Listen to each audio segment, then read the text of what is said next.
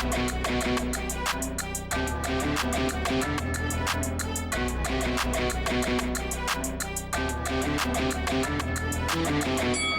guys, welcome to Boxing Squared for boxing news and views from around the internet.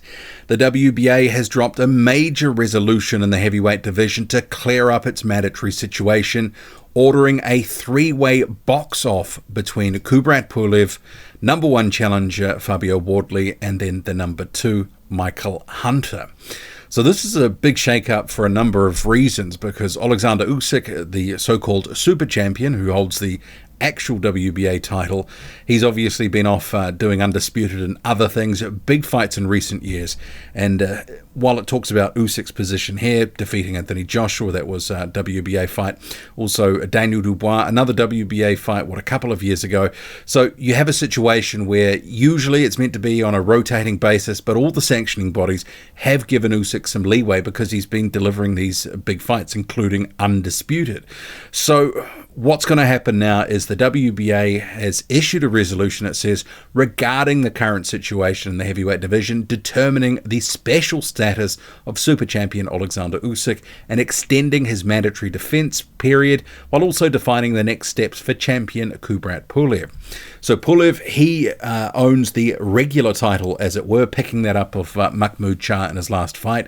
Sort of dusted off Shah, picked that one up. So it says here, the committee analysed the current state of the division, the individual situation of the Ukrainian champion, and granted a 24-month period to fulfill his mandatory defence, with the intention of allowing the fighter to face the most relevant opponents in the division. Meanwhile, Pulev is required to fulfill his mandatory bout against Fabio Wardley, the current number one ranked contender. I guess what we can take from that statement by the WBA about Usyk is he has basically earned the right to fight who he wants, and he can have meaningful fights with whoever he intends to make it with. And they're giving him a bit more grace. And in the meantime, and I think this is a good thing, they're going to make the likes of Pulev, Wardley fight, and then the winner, as it says later down here. As for Kubrat Pulev, the WBA regular champion, he must defend his title against Fabio Wardley, who is currently the number one ranked contender. The mandatory defence period will begin March 5th, 2025 and conclude April 4, 2025. The winner of Pulev versus Wardley, or Pulev in the case of a draw, must then face Michael Hunter, the third-ranked contender, in a mandatory defence within 120 days of that bout, with a final deadline of October 25, 2025. Any interested party may request a reconsideration, yada, yada, yada. And a couple of things to note. I mean, Kubrat Pulev at 40-something years old now, who has been on the decline. Obviously, decent performance against a somewhat overmatched Shah, who hasn't been doing anything in recent years with that belt. I do think this is a tough ask for him to hold on to it in terms of, the much younger fighter who is on the rise with fast reflexes. And, this could spell disaster for Pulev. You've got Fabio Wardley acknowledging it on social media. He's actually reposted a lot of different content from fans who've talked about this order that has been made. And Wardley himself, a few days before it came out, had posted locked in. He probably had some inkling of what was to come. Currently looks like he's on holiday, and I guess he'll be wrapping that up and then jumping into a camp in the very near future. It'll be interesting to see what happens with the purse bid, or if it gets made. The last time Pulev had control of the fight, his people, they have, with Epic Sports and Entertainment, traditionally in recent years put in really big bids to win big fights. Fabio Wardley in the Frank Warren stable, he gets this opportunity.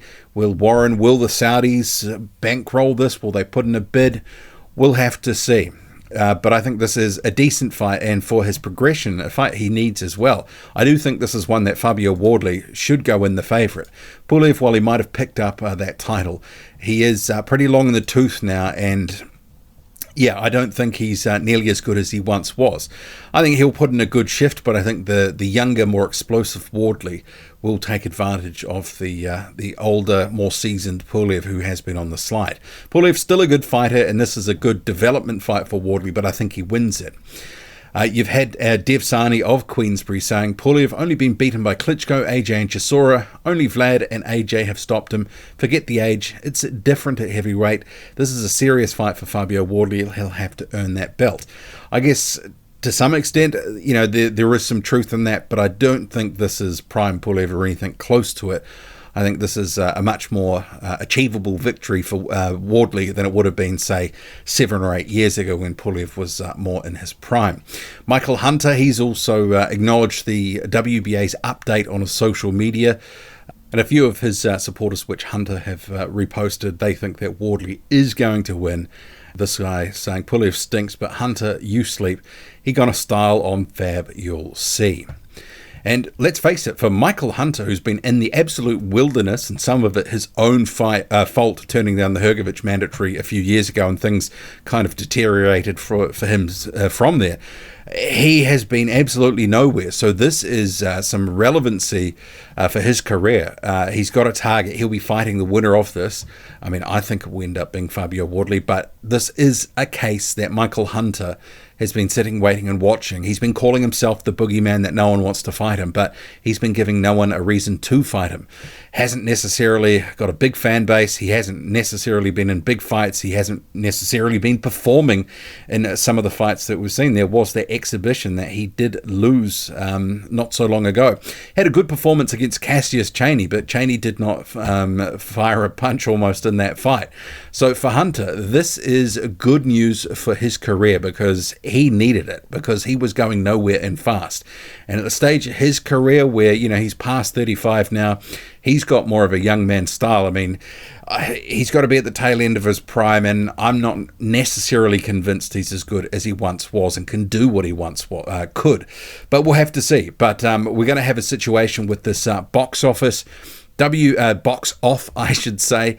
Maybe it'll do some good box office. Pulev being ordered to face Fabio Wardley basically within 4 months, and then within another 4 months after that, a situation, the winner of Pulev Wardley to face Michael Hunter.